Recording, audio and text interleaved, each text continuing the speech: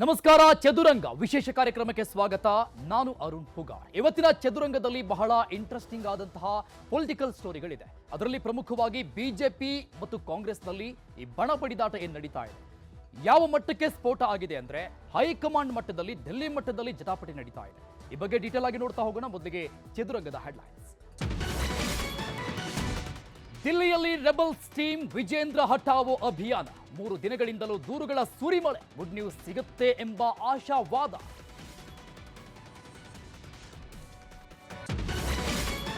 Rebels ವಿರುದ್ಧ Vijendra team ಕೂಡ ರಣತಂತ್ರ. ಯತ್ನಾಳ್ ಆಸ್ತಿ ಸಂಪತ್ತಿನ ಬಗ್ಗೆ ಮಾಹಿತಿ ಸಂಗ್ರಹ. ಅಧ್ಯಕ್ಷ ಹುದ್ದೆ ರೇಸ್ನಲ್ಲಿ ನಾನೂ ಇದ್ದೀನಿ ಎಂದ ರಾಮುಲು. ಡಿಕೆ ಶಿವಕುಮಾರ್ ಮುಖ್ಯಮಂತ್ರಿ ಕುರ್ಚಿ ಕನಸಿಗೆ ಅಡ್ಡಗಾಲು. ಶೀಘ್ರವೇ ಸಿಎಂ ಆಪ್ತರಿಂದ ಹೈಕಮಾಂಡ್ ಭೇಟಿ. ಬದಲಾವಣೆಯಲ್ಲ ಇಲ್ಲ ಎಂದ ಮುನಿಯಪ್ಪ.